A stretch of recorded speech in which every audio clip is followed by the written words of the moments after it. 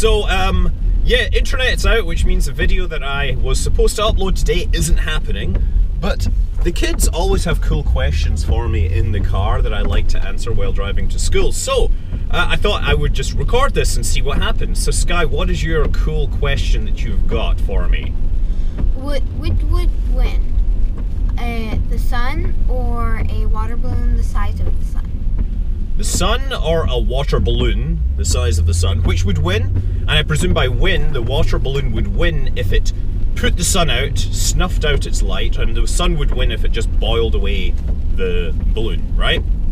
Is that what you're saying, guys? Yeah. Okay, well, what do you guys think first?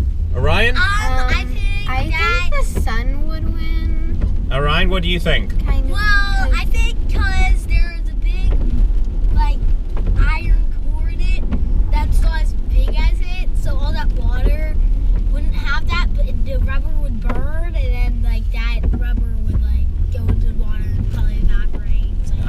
Okay, that's all very interesting. So, yeah, neither of you seem to be backing the water balloon, is what I'm hearing. I think the water balloon might win. You think the water balloon might win? Okay. Well, I'm like, because the sun has a giant molten core of iron. No, it doesn't. It doesn't have any iron at all, because it's a star.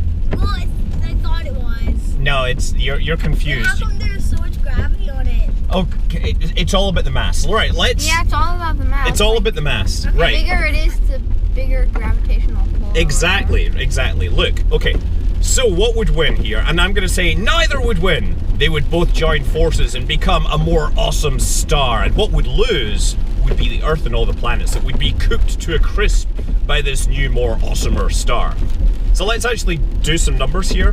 So I think the sun, the density of the sun is like 1.4, which is like tons per cubic meter or grams per cubic centimeter.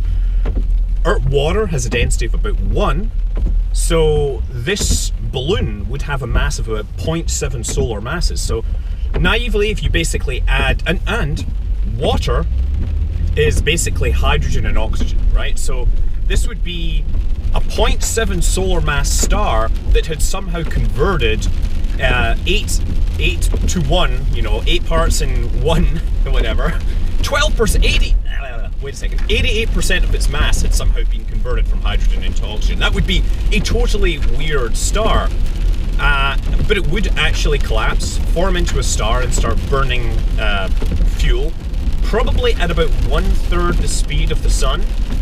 But since it's already converted, 88%, it would last about 6 billion years. Now, if you add that to the sun, the mass of the sun and this water balloon would be like way bigger. It would be 1.7 solar masses, so this thing would cook. It would burn its fuel even faster still, and because it's burning the fuel faster, and because we've only added 12%, 0.1 solar masses worth of hydrogen, the resultant object would actually last a lot less time than the sun, right? It would last, maybe 3 billion years, maybe 2 billion years, I don't know. It wouldn't last long, so the sun would go up in a flame of glory, a blaze of glory, and eventually would die. By the way, it's really raining. It's really raining today, so I'm being very careful with the driving. Yeah!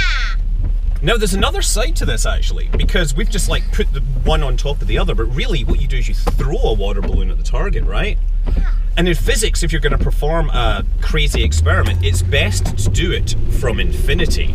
So if we dropped a balloon from infinity onto the sun, it would be moving at the escape velocity when it hit. And I've done this before. I figured out that, the escape velocity of the sun is over 600 kilometers per second.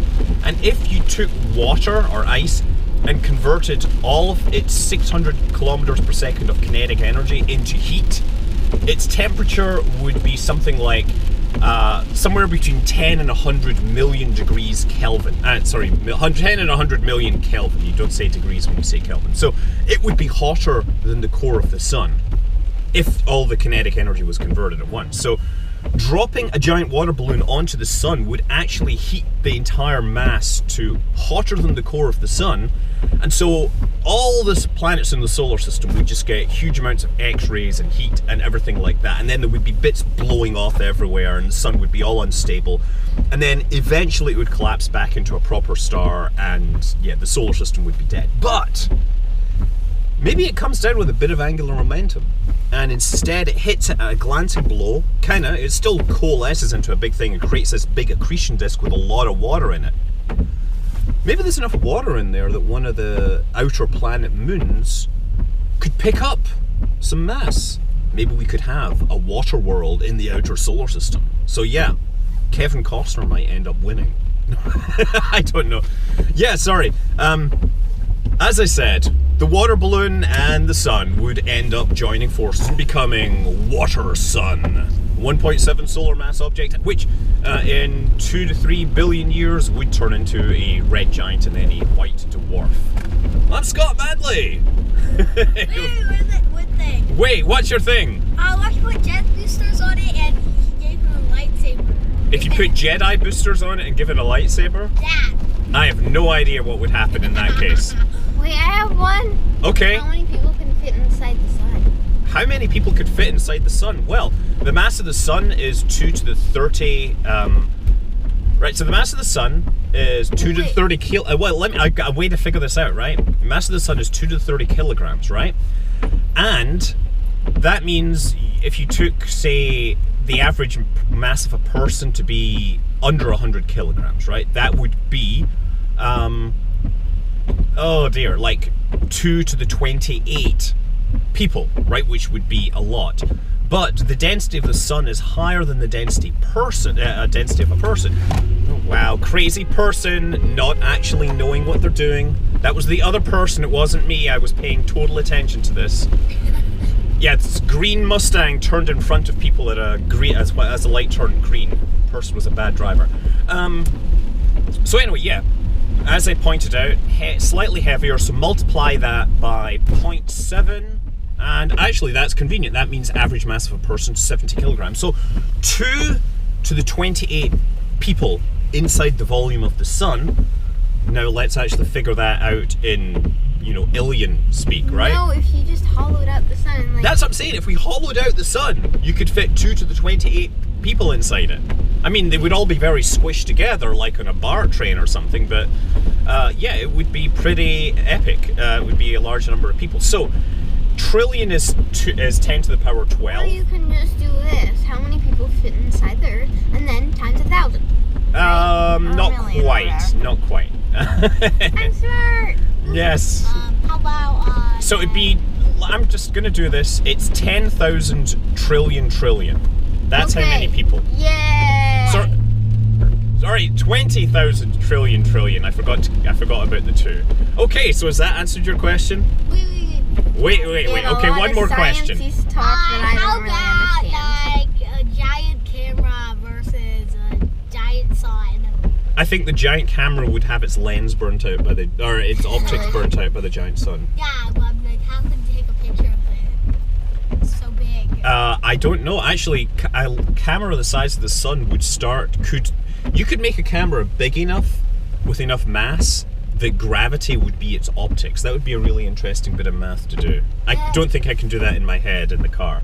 Okay, I think we're about to get to school, so I'm going to call it a day. Say bye, everyone. Also, Say bye. For school. Bye, everybody. Bye. I'm Scott Manley. Drive safe. No. Yeah, definitely. Don't Bye. drive safe.